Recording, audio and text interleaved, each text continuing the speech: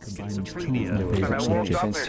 killings and schizophrenia. With schizophrenia is in charge saying of that his TV was telling him to kill. The woman on the floor is Matthew's mother, Kimberly. She's not breathing because her son just attacked her. You're not going to know what they're up to. Schizophrenic maniac hearing voices in their head Other commanding than them to capital kill punishment or locking them up for life, They also and told him paranoid to schizophrenic are all killers. All he needed to do was kill people. Schizophrenia is a severe psychotic disorder, normally beginning around the late teens or early 20s. In my case, I was 20 years old when the voices first arrived. This debilitating illness affects 1% of the population. Although 25% will make a complete recovery, 1 in 10 will die, usually by their own hand, within 10 years of being diagnosed. Considering the suicide rate in the UK is 1 in 10,000, this disparity in numbers is truly shocking. In public opinion, no other psychological disorder is more associated with violent behaviour than schizophrenia. Living as an outsider, in suspense of being found out, this commonly shared misrepresentation by the general public eroded my self-esteem over time. Sometimes it felt that the stigma was worse than the symptoms of the illness itself. A schizophrenic who had stopped taking his medication.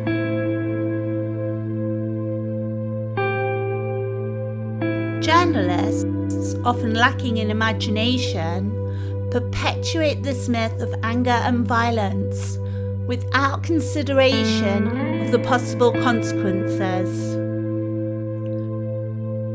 We went for a week-long break abroad. As the airplane took off, I suddenly remembered my medication, required to be taken daily, was still at home on my kitchen table.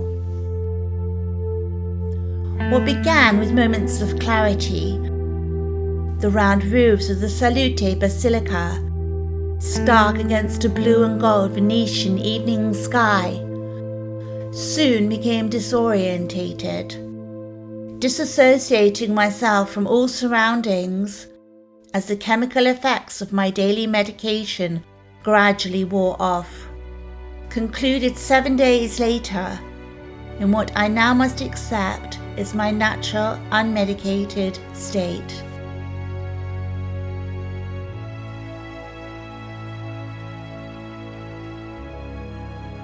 A combination of childlike innocence and unconditional love, but also fear and helplessness, unprotected from the hostile voices and threatening noises within.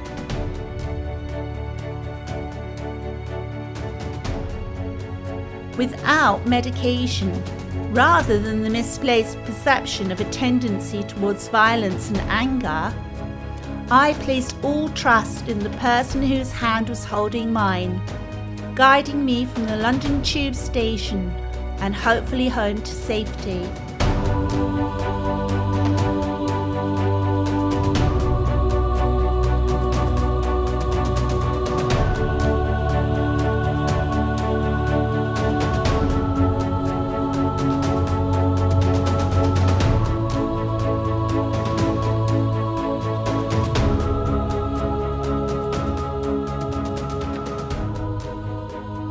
As well as a sense of guilt, my mother also felt responsible for my illness. She herself a victim of this very same stigma, a consequence of lazy journalism, which even today popularises this misconception in regards to schizophrenia. Many of those who suffer from schizophrenia and take their own lives do so as a result of the stigma rather than the effects of the illness itself. The actual cause of schizophrenia still remains unknown. I believe in my case, the illness may have been a consequence of an extreme emotional trauma, a trauma so severe medication alone could never cure.